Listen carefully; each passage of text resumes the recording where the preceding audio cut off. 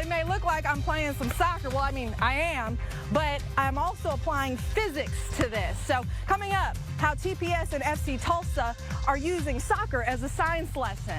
And you can also set up age-appropriate content for kids younger than 13. And TikTok says challenges like "I hit a devious lick" go against guidelines and have been removed. Many residents I spoke with say they're upset there's no longer a welcome center here on Greenwood, and it used to be here right at the corner of Greenwood and Archer, right across from the Greenwood Rising Museum. And now, yes, it's occupied, but it is the Black Wall Street t-shirt and souvenir shop. The Tulsa Little League that took over these fields, and also the city, tell me that hundreds of teams have signed up to practice, and well, it's just me here at Savage Park. The lawsuit claims that these issues of unsafe and unsanitary living conditions, as well as lack of maintenance, are not new issues, that these issues have been going on for years. Lawyers tell me that the way the complex treated residents is illegal. In the video, you can see Lulu, where she was hit here by the debris, starts scooting her way to her front yard with her two front paws, and this is where her homeowners found her. We can walk and talk to the next room.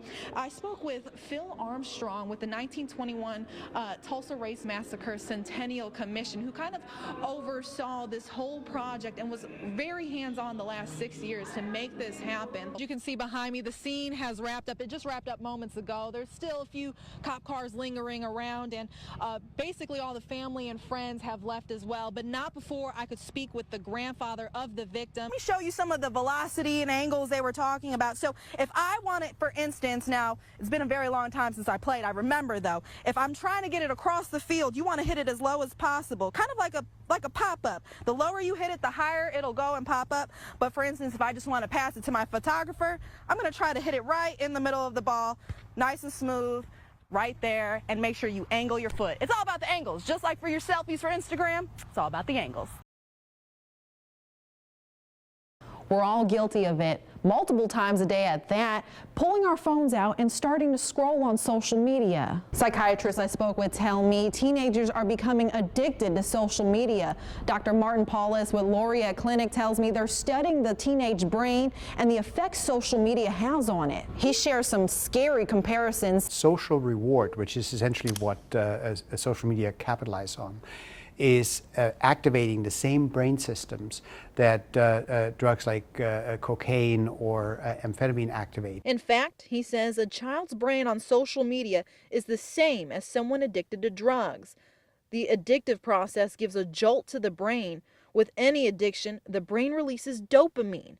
That happens when someone experiences pleasure and creates an award system for things like drugs, food, or in the case of social media, the number of likes or the number of followers or the number of comments that you're getting for a particular post. That is essentially the social currency people strive for. But that social media currency can come with a cost with some of these social media challenges, like fines from school or court fees.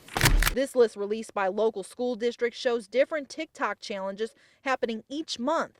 The one for November, kiss your friend's girlfriend at school. Some of these challenges worry parents like Lacey Lee. I know that there are children out there who are possibly facing charges from some of the challenges that they did, and that could be like very scary as a parent. In September, I told you about the "I hit a devious lick" challenge that showed students destroying school bathrooms.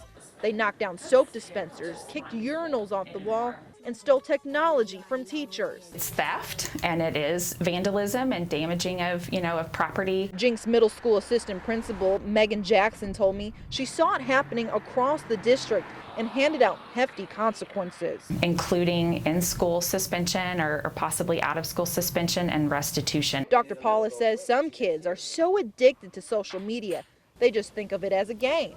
They don't consider the potential consequences. The line between what you're experiencing in the real world when you say you transgress and you're doing something that is clearly wrong, and what you're doing for a game within a social media platform online become blurry and it becomes unclear. Dr. Paulus says researchers are still studying the teenage brain to learn the long-term effects from social media addiction. He says addiction to social media may lead to more addictions. If the brain is susceptible to one addiction, it tends to also be susceptible to another addiction. I got in touch with TikTok's communication team and they told me kids' screen time should be limited.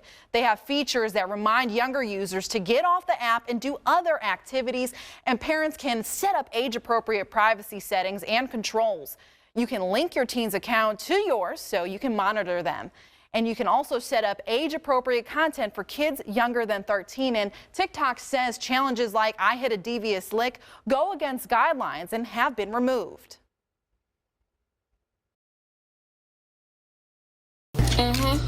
And put them on the sandwiches. Many 5-year-olds have big dreams of becoming doctors, firefighters, and astronauts. For 5-year-old Dallas Owens, she has a picture-perfect idea of what she wants to do. You want to be a police officer. You already want to help the community, huh?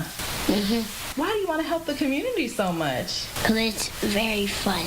Although she's not ready to catch bad guys yet, she's starting to do community policing by building relationships within Tulsa's most vulnerable community members. She said, "Grandma," she said, "I want to go feed the homeless."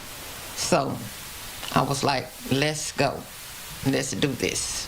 Dallas's grandma, Elaine Owens, says Dallas, her siblings and parents were in Dallas, Texas for spring break when she got the unexpected phone call saying she got an overwhelming feeling to feed the homeless. Go Dallas. Dallas's mom cut their spring break trip short so Dallas and Grandma Elaine can get to work on 47 sandwiches, chips, and drinks. And she couldn't wait to get up Sunday, and we was off on our mission. Elaine says she's so proud of Dallas, but it's no surprise she'd come up with this idea to want to start serving her community at 5 years old, way before she's ready for the police academy. Scrapes snow off the driveway. She rides the highest roller coasters, cuts the yard, do gardening. So when she come up with the idea of feed the homeless, that's what I say. It didn't faze me at all. People are already donating for Dallas's next round of feeding the homeless. But Grandma Elaine needs to get her pots and pans ready for this go-around. You gonna help Grandma cook? All right, that's gonna be a lot of spaghetti. Even though this is Dallas's idea, she's teaching her family to get involved too and learn a thing or two about empathy to make this a family affair. With her mom and dad and sisters and brothers, and I have 2 other grandkids, we're gonna put them out there on this mission with us.